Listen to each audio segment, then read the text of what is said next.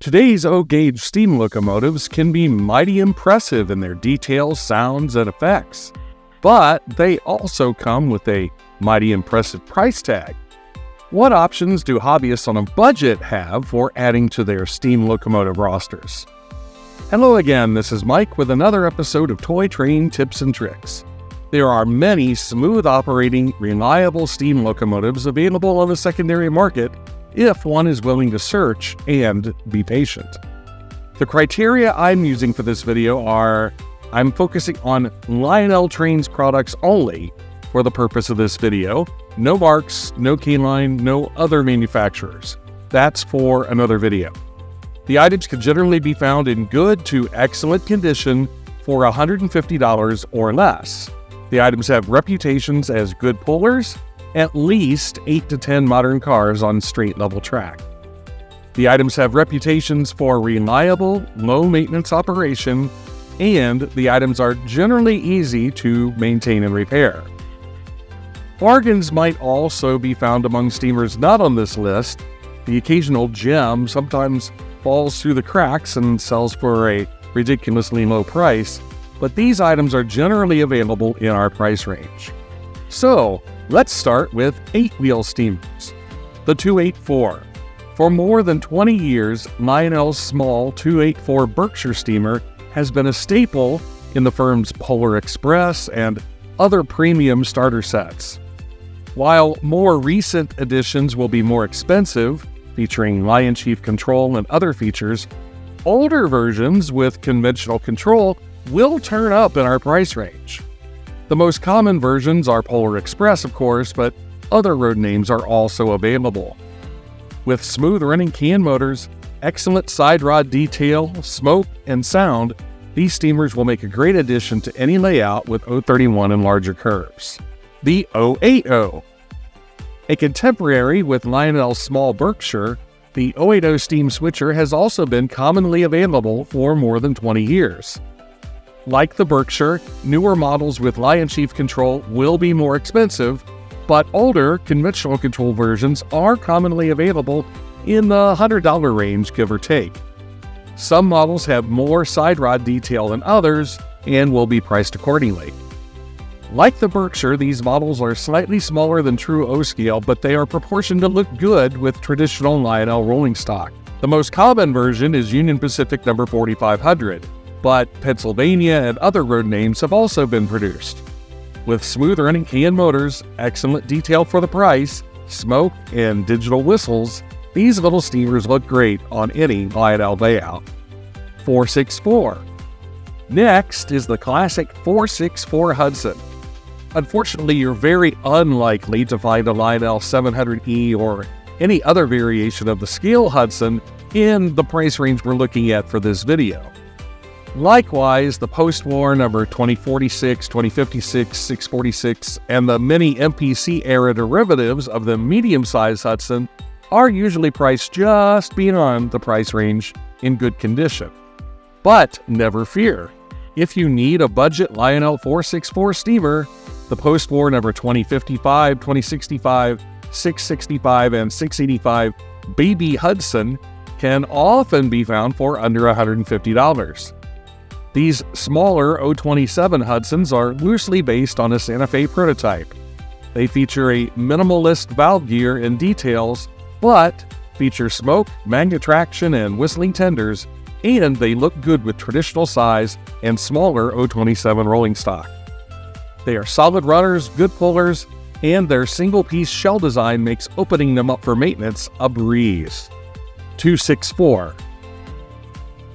While the 264 Adriatic steamers were unusual in the real world, they were ubiquitous in the Lionel lines. Budget Lionel models of this wheel arrangement fall into 3 basic categories. The number 221 New York Central Dreyfuss-inspired streamliners, the Pennsylvania K4-inspired number 2035 series, derived from earlier 262 models, and the Freelance number 2036 series, also based on earlier 262 designs. The 221 steamers were only offered in 1946 and 1947 and come in black or gray. Because of their similarities to New York Central streamlined Hudson steamers, These models are popular for their looks, more than their features. They lack smoke and magnetraction, and some models lack whistling tenders. They are not great pullers, especially with a heavy whistling tender in tow, but they score well on the cute scale. The 2035 is often found at the top of our price range. It has great visual appeal, especially for fans of the classic Penske K4, and with smoke, magnetraction, a whistling tender, and a good level of detail, the 2035 scores well on both looks and operation. The steamer was recently reintroduced in the 2024 Lionel catalog, and there was also a DC-only New Haven variant that was available in 1980. The 2036 series is a freelance design that uses the same basic motor design as most of the 262 and 264 steamers and the baby Hudsons. The series features several look-alike variants with different operating features. For operators, the number 2029 is the least desirable, with a basic valve gear, only a 2-direction reverse, and no magnetraction. It did, however, feature smoke and sometimes a whistle. The 637, 2016, and 2018 were also basic models, even lacking smoke in the 2016, but with a 3-position reverse and sometimes a whistle. The number 2037 is the best of the series, with greater valve gear details, smoke, magnetraction, 3-position reverse, and a whistling tender. Beware of the number 2026. There is a 262 version with nickel rim drivers that is okay. The 264 version with all black wheels features a redesigned center driver that was supposed to create better traction, but tended to cause derailments on curves and switches instead. 262. Lionel's 262 steamers were a carryover from the pre-war period. The number 224, 1666, and the original number 2026 are highly desired for their great details, many of these parts shared with the pre-war scale Hudsons, and they also have balanced looks and smooth operation. These models usually appear near the top of our designated price range. And don't confuse the Lionel number 1666 with the Marx number 1666. They are very different models. 442. Early in the 1970s, Lionel redesigned the tooling for the number 2037 series and created a 442 model. These models were a mid-range steamer for the early MPC era, even serving as the power for passenger sets like the Milwaukee Limited, the Broadway Limited, and the Capitol Limited. 442 production has continued to this day, and most versions feature die-cast boilers, smoke, and traction tires. Some have more or less side rod detail, 2 or 3-position reverse, and possible whistle and even electronic mighty sound of steam sounds. Models made since the 1990s feature can motors and electronic reverse, and some even feature Lion Chief control, although these are usually out of our designated price range. There is also a DC-only chassis system version from 1980. Overall, Lionel's 442s are good pullers, and they work on any O or O27 gauge layout. 242. Lionel's selection of 242s comes down to 2 types, one you want and one you don't. The first design traces its lineage back to the pre-war period, and with many tweaks along the way, can still be found in production today. The earliest pre-war examples came with premium details, and the earliest post-war version, the number 1654, kept most of these, along with a 3-position reverse unit and sometimes a whistle. The design was quickly pressed into service as a replacement for the failed number 1001 Scout 242, the type you don't want, in 1948, and variations of this steamer continue through the post-war era, through the MPC era, and on to today. Variations can come with die-cast or plastic boilers and with or without smoke or magnetraction, with 2 or 3-position E units or electronic reverse, or even Lion Chief control. Some have whistles, Some have the mighty electronic sound of steam, and even some have modern sounds. Personally, I shy away from those made in the 1940s and 1950s with the Scout-type plastic motor, which can be identified by the plastic switch mounted in parallel with the boiler. These motors are louder than the traditional types, the reverse units are less reliable, and when it comes time to change brushes, it is far more complicated than on those with a standard metal-framed motor. Otherwise, all of these models are smooth runners for the price, and those with traction tires can easily pull 10 to 12 car trains on straight and level track. On the other hand, the number 1001 Scout 242 and its descendants should be avoided.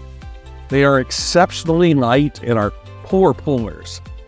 They can also be found as 240 and 040 variants in the post-war, MPC, and even the modern era. Some even lack reverse capability or have a manual reverse mechanism. They are all inexpensive, usually less than $30, but you get what you pay for with these. Lionel also made several varieties of 240 locomotives. Most are to be avoided due to all-plastic construction and poor pulling ability.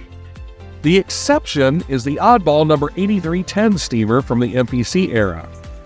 Available in Jersey Central or Pennsylvania versions, these unique models are essentially stretched 040 switchers. They feature near-scale proportions and die-cast boilers. While they lack smoke and other premium features, they look nice, pull well, and run smoothly. Also, they're somewhat unknown, so there is very little collector value to them, keeping prices low. 040. The best deal in 040 switchers are the 1600 series die-cast switchers and their descendants. Derived from pre-war scale Pennsylvania B6 class 060 steamers, these little steamers kept nearly all of their details throughout their run. The number 1665 of 1946 is the most desirable, having the most details, a remote front coupler, and improved electrical connections. The least desirable of the post-war models, the number 1625 of 1958, is still a decently detailed and solid running model. The model was reissued several times in the modern era with various details and features. The post-war versions are usually the cheapest and fit best into our suggested budget. As for other models, you might find a Lionel steamer such as a 671 Turbine or a 2046 Hudson in our $150 and under price range, but these are the exceptions, not the rule. With few exceptions, our budget steamers in this video were made in large quantities with many variations over the years, and so they are easy to find online, at shows, and at dealers who work with used trains. I hope you find this video helpful in your quest to add new steam locomotives to your roster without breaking the budget. Check the video description for links to other videos for budget diesels and other related topics. And as always, I hope you enjoyed watching this video as much as I enjoyed making it, and if so, please like it, subscribe, share it with your friends and neighbors, and let me know in the comments if I forgot your favorite budget steamer. Just remember the criteria of the video for your comments. Be sure to keep the trains running, and we'll catch you next time with more toy train tips and tricks.